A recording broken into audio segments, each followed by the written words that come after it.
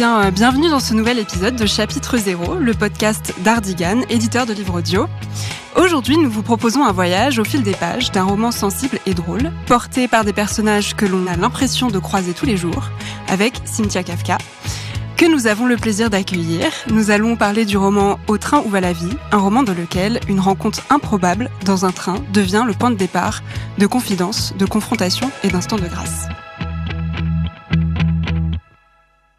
Bonjour. Bonjour. Donc on y suit Eliane, Lola, Betty et Pénélope, toutes quatre embarquées dans le même wagon. Le hasard va les amener à discuter et à nouer une amitié hors du commun. Donc j'aimerais commencer par poser un peu une question sur la genèse du roman. Pour commencer, d'où est venue l'idée de ce huis clos ferroviaire ? Alors c'était le point de départ vraiment, c'était la solitude et voilà tout ce que la solitude, en fait les solitudes, tout ce que la solitude peut englober, selon les âges, selon les horizons d'où on vient. Et en fait je prends souvent le train pour aller en salon, pour me rendre en dédicace. Et j'avais remarqué, alors il y a toujours ce truc du carré famille. À chaque fois qu'on tombe dessus, on se dit « Oh non, je vais tomber dans les genoux de mon voisin, ça va être horrible ». Et en fait, je me suis aussi rendu compte que souvent dans le train, les gens ne se parlent pas, ou quasiment pas. Ils se disent « Bonjour, pardon, c'est ma place », ou voilà. Mais que quand le train s'arrête sur les voies, dès qu'il y a un problème, là, les gens commencent un petit peu, et plus le problème perdure, plus les gens commencent à discuter.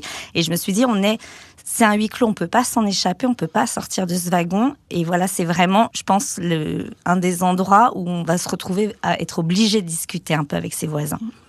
Mais c'est marrant parce que justement, les quatre personnages vont quand même tenter de s'échapper à un moment donné. Oui, alors c'était... Non, il y a pas. Je pense qu'il y a pas de souci à dire qu'elles veulent effectivement à un moment donné s'échapper parce que elles se rendent compte que peut-être que cet arrêt inopiné va durer beaucoup plus longtemps que ce qu'elles peuvent imaginer, et donc elles vont avoir envie d'en sortir parce il y a aussi ce truc du huis clos qui enferme et où on a envie de prendre l'air et de s'échapper et de continuer. Et puis moi, j'avais envie que ce soit aussi sous forme, même si les âges on va de 16 à 82 ans, j'avais aussi envie, je trouve que le train, c'est un peu la métaphore de la quête initiatique, et donc j'avais envie qu'elles continuent leur quête et qu'elles finissent là où elles avaient prévu d'aller au départ.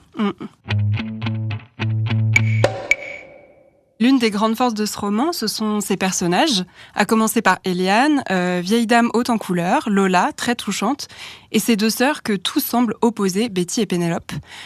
Comment les avez-vous construites ? Y a-t-il une part autobiographique ou sont-ils imposés à vous comme une évidence ? Alors oui, il y aura une part autobiographique, et je pense qu'il y a en fait une part autobiographique vécue ou projetée sur chacune d'entre elles. Lola, c'est l'adolescente. Tous ceux qui sont adultes aujourd'hui se souviennent avec nostalgie et pincement au cœur de ces années où les montagnes russes émotionnelles prennent toujours le pas, où on vit tout très fort ou très bas. Et puis jusqu'à Eliane, sur qui je projette aussi un petit peu les peurs de l'avenir et cette solitude qu'on peut être amené à vivre quand on se retrouve seul. Enfin, quand on se retrouve seul, âgé et qu'il n'y a plus personne autour de nous. Et donc, ça nécessite quand même de développer plusieurs histoires en même temps, donc dans une sorte de récit choral. Et comment est-ce que vous avez fait pour laisser un peu sa place à chacune et en même temps construire leur récit les uns par rapport aux autres en même temps ? Alors, en fait, quand ces quatre personnages sont nés dans ma tête au fur et à mesure, il y avait le personnage d'Eliane était vraiment le personnage principal. Lola a pris beaucoup de place aussi. Chacune, voilà, j'avais leur vie, leurs failles, leurs secrets. Et ensuite, je pense que il y a beaucoup de dialogue, puisqu'elles sont toutes les quatre. Et donc, en fait, chacune a pris naturellement sa place dans le récit, et jusqu'à me surprendre souvent au fur et à mesure de l'écriture. Je vois. Maintenant, on va essayer d'aborder les thèmes et la réception un peu peut-être aussi de votre roman. Ce roman aborde avec subtilité des thématiques très actuelles, donc la solitude, que vous placez vous au centre de votre roman, les relations intergénérationnelles, aussi les apparences et les réseaux sociaux. Avez-vous été surprise par les retours des lecteurs ? Alors, je suis toujours hyper touchée, hyper émue par les retours de lecteurs parce que moi, j'écris des histoires où, effectivement, je mets une part de moi ou une part de choses que j'ai vues, que j'ai observées et puis de recherches que j'ai pu faire aussi, puisque pour le coup, vraiment, je voulais que la solitude soit au cœur et donc j'ai fait énormément de recherches par rapport à ça. Et je suis toujours surprise, en fait, que les gens puissent à ce point s'identifier, à ce point être touchés, à ce point se reconnaître.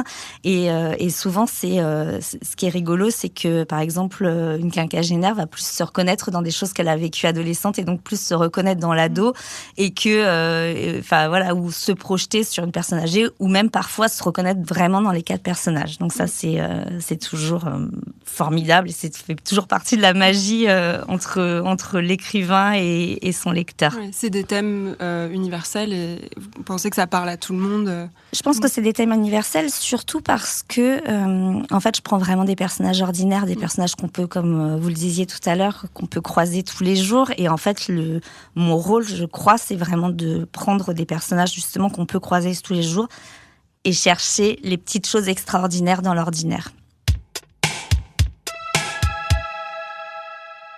Peut-être qu'on peut parler un peu d'audio, de l'adaptation audio de votre livre. Quelle est votre impression sur les adaptations qui ont déjà été faites de vos livres, peut-être ?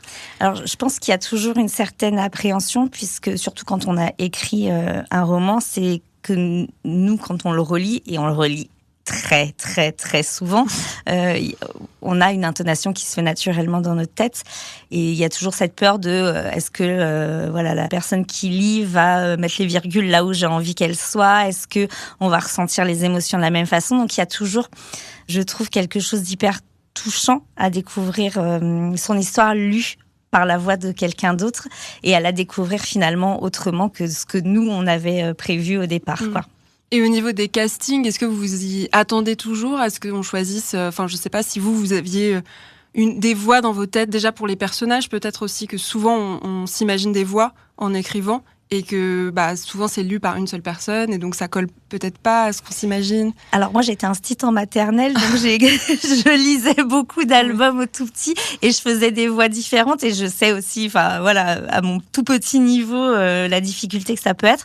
Je trouve qu'en règle générale, en tout cas dans les romans que moi j'ai écrits et que j'ai lus après, on s'y retrouve toujours complètement, quoi. Merci beaucoup, Cynthia, pour cet échange. Au train où va la vie est un livre qu'on referme avec le sourire aux lèvres, avec cette impression d'avoir voyagé un peu et d'avoir mieux compris les passagers de notre propre vie. Pour celles et ceux qui nous écoutent, le livre est disponible aux éditions Ardigan dans sa version audio et aux éditions Charleston pour sa version papier. Merci pour votre écoute et à très bientôt dans un nouvel épisode du podcast Chapitre 0.